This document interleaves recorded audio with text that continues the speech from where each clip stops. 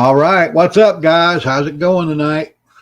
Looks like we got a few folks in here. That's pretty good. I dropped this one kind of on a moment's notice. Excuse me. Forgive the reflection in my glasses. That's my computer here. But it was so nice outside tonight. I actually wanted to get out here and do it because it is beautiful in Orlando tonight. I'm also flying solo. If you're going to post questions, please put them in all caps because Lady Pepper's not with me tonight. She's up in Iowa with the Iowa crowd, and they're here with us. So let's see who we got here before we get started. Tonight's going to be short. It's probably going to be short. First one in was Lori. Lori's Thrifty Kitchen Pantry. Appreciate you being here, Lori. It was good to see that video of you back in the kitchen. I enjoyed that. I really did. Glenn Anderson's with us. Yeah. Rebecca.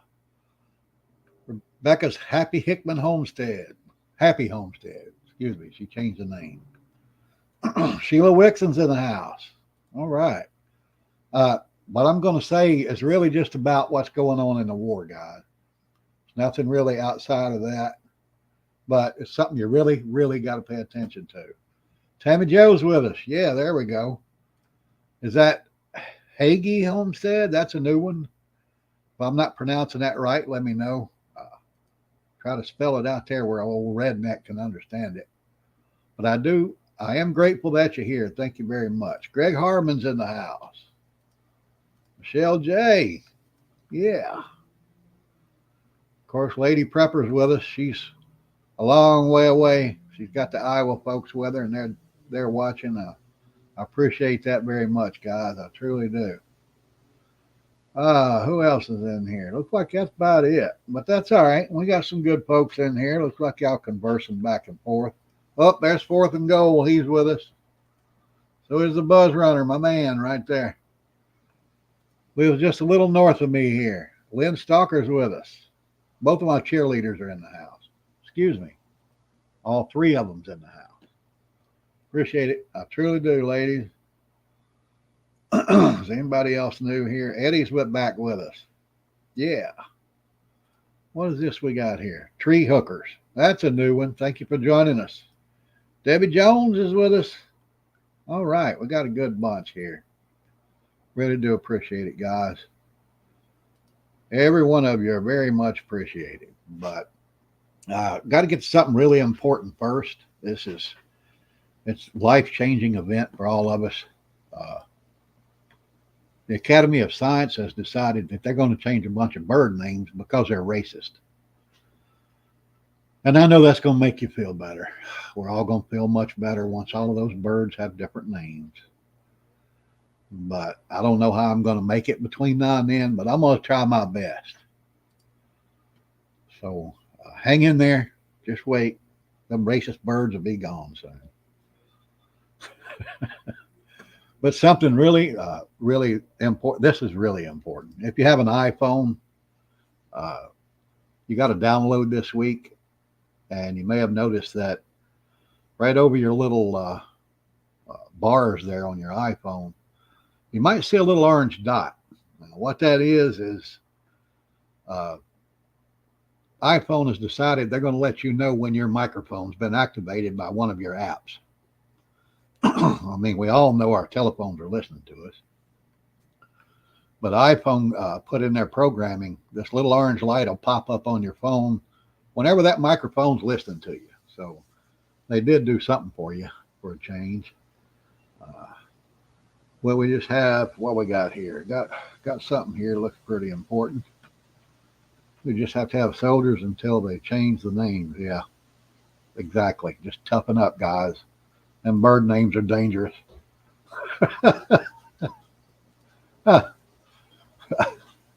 OP, you missed your girl Fluffy. Is Fluffy in here? I didn't see her. Oh my goodness. I'm sorry. There she is. Yeah, good evening. Thank you for coming in here. I do appreciate it. Hey, I'm old. I don't see you all, that's for sure. But I try, and I do. I appreciate every one of you being here. But let's get by all of that crap, and I'm going to get on to the main reason I came here tonight. Something I've been sitting on for a week. I've been waiting on a reputable news source to actually post something on it. I've been watching secondary news sources. You guys know I watch all kinds of news sources. I don't watch the the mainstream ones, MSNBC, CNN, whatever, because you don't get real news from them. But I kind of watch those secondary news sources. I get a lot of stuff before the major networks ever get it and get on it. And I ran across one last week, but like I said, I was waiting on at least one reputable news source to say something about it. Finally, two of them did. So, hey, All American Prepper, thank you, buddy. Appreciate you being here. R is with us. Is it the first time here? I can't remember you being here, but I do appreciate you being here. But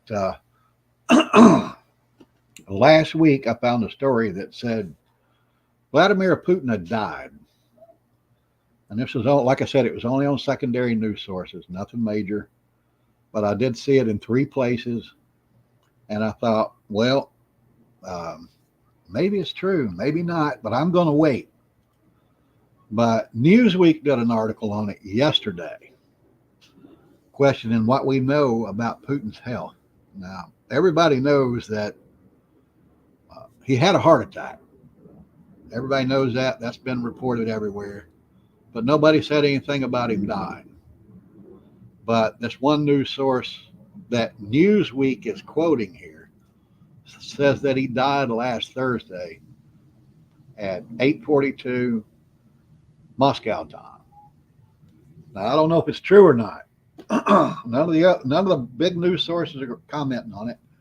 And I'm thinking the only reason they're not is because they can't get it verified. Initially, there was a statement out of the Kremlin that said that no, he didn't die. He did have health issues, but he didn't die. And then on Saturday, that was on Thursday. And then on Saturday, they put out a report that said that any political deaths or military related deaths are state secrets, and they wouldn't comment on it. So they went from no, he didn't die to we're not going to comment on it. But that looks a little funny to me. I don't know if it does to you. There's my man right there. X is in the house. Appreciate it, buddy. But I thought that was kind of unusual. And then on Monday, this is one of those secondary sources that I tell you I check. Radar Online.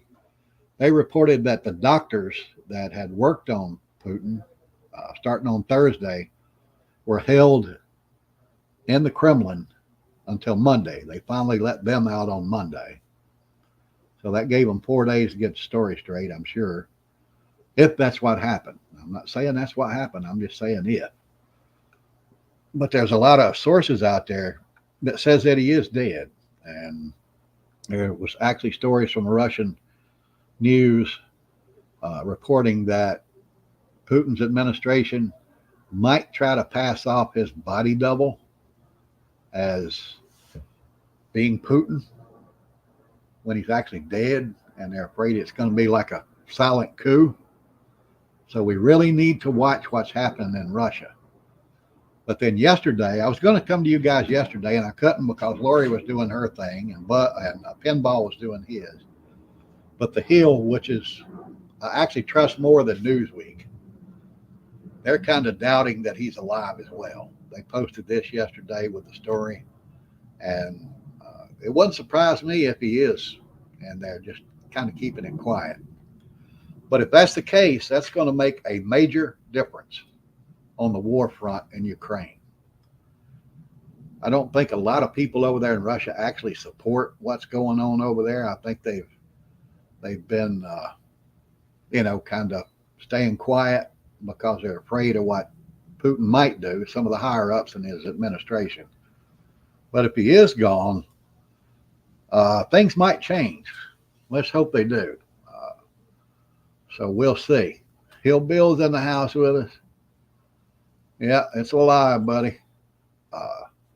But let's hope. I mean, I don't wish anybody. I don't wish death on anybody. Nobody. I wouldn't wish death on Hitler. But if it did happen, I think it might be beneficial to our war efforts in Ukraine. So we'll just have to wait and see. I mean, I don't know if they're going to do like what that one Russian news source says. They're going to put that body double up and use him as a front for a while until they can get things lined up. We'll see. Don't know if you remember an old movie with Kevin Kline in it called Dave. It was kind of a comedy where the president of the United States had a stroke and he was incapacitated. And the character that Dave was playing was his doppelganger. He looked just like him. So they put Dave up. They hired Dave to kind of play the president until they could line things up the way they wanted. But, I mean, it's a good little movie. If you hadn't seen it, go watch it. It's fun. But something like that's not impossible. It could be done, guys. If they had a double that looked so much like Putin, they could trot him out, just get him on video, as long as he kept his mouth shut. But they haven't to this point. And that's what I think is kind of unusual. I once caught a fish this big. That's right. You got it. You got it. That's a good line from the movie. But just watch it. Just watch what's going on, guys. This could change that war front over there tremendously. It really could. And the other thing that I really wanted to come here and talk about was this. We know that forces backed by Iran have been attacking military bases in the Middle East. And like it says right here, in a 2-week period, they were attacked 27 times. And our administration is doing absolutely nothing about it. Nothing. This is ridiculous. We have American troops over there being attacked, and they have reported one death. One. Now, I told Lady Prepper last week, I said, if, a group of these guys get killed, if there's 6 or 7 or 8, the administration is going to contact their relatives, but they're going to say only one person died. And when they contact that person's, each one of them's relative, they're going to say, your relative was the one that died. I told her that last week. And I think that's kind of what's probably happening here now. There might be more than one death, but they're only going to tell you there was one death. And like I said, when they contact those families, they're going to say, your one relative is the one that died. Nostradamus ain't got shit on me. I saw this coming. I saw this coming weeks ago. So, we need to keep an eye on what's going on there with our bases and our military personnel. I don't know why this administration will not hold the people accountable that are doing this. They must hold a big marker on that guy. I mean, a big one. Because, if they're attacking our bases, they're killing our people or just injuring our people, and they do nothing, it's time to step up. I mean, I don't want us to get into a war. That would be terrible. But right now, we have the biggest naval fleet since World War II over in the Middle East. And they're not putting all those people over there for nothing. Somebody said the other day that somebody asked me, well, I thought all of this stuff in the Middle East would make oil prices go up. That's what everybody expected, but that's not what's going to happen, because that fleet over there is not necessarily there to protect Israel. It's there to protect our allies that furnish us oil. That's why they're there. And that's why oil is still cheap, because we got thousands of people sitting over there protecting those countries. And in return, they have to give us cheap oil. It's all business, guys. It's all about the dollars. It's terrible, but it's true. That's what it's about. But keep your eyes on that, because eventually I think it's going to be bad. A lot of people say this is biblical, or that's biblical, or this is biblical, guys. It says in the Bible that every nation in the world will turn against Israel, and eventually the United States will do that. So keep your eyes on what's going on over there, because when it gets bad, when it does pop off, it's going to be bad in an instant. You need to be ready. Make sure all your preps are ready. You're going to be able to protect yourself, feed yourself. You know, you got somewhere to go, or you're hunkered down good. Because when it does go bad, like I said, it's going to be in a heartbeat. It's going to be real quick, and the effects will be felt here as much as anywhere else.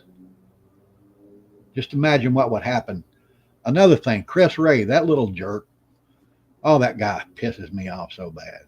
He sat in front of Congress yesterday and said that America is threatened by a number of illegal immigrants that's come across the border. Well, no shit. It's took you 3 years to figure that out. He even admitted there are sleeper cells in this country. It's too late, dude. You don't close the barn door after the horse is already gone. It's that simple. They're here. Get ready for it, guys. Get ready for it. Because like I said, when it happens, it's going to happen quick. And it's not just going to happen over there. It's going to happen right here, too. When you start seeing them sleeper cells pop off, when they get a call on their government-issued cell phone and get the order to go, they're going to do it. And they're going to do it all across this country. So be ready. All right, there's a football game on. I'm going to get out of here, and I'm going to go watch a football game. I appreciate everybody that joined me here. Just make sure you get ready, guys, because it's all falling apart. Right now, it's all coming apart. You see it. Hopefully this thing with Russia will shake out sooner than later, and we'll know for sure what's going on there. And as far as Israel goes, I don't know what to tell you. It's getting bad, and it's only going to get worse. More and more countries are lining up every day against Israel. And we cannot let that happen. It's that simple. Hopefully America will have the backbone to actually start doing something. But I don't see it. We're not protecting our own people, much less the people of Israel. I could be wrong. I hope I am. With that, I'm going to say stay strong, keep prepping, and pray for the United States. I'll be here tomorrow night. Hopefully you'll be here with me. The Orlando Prepper is out.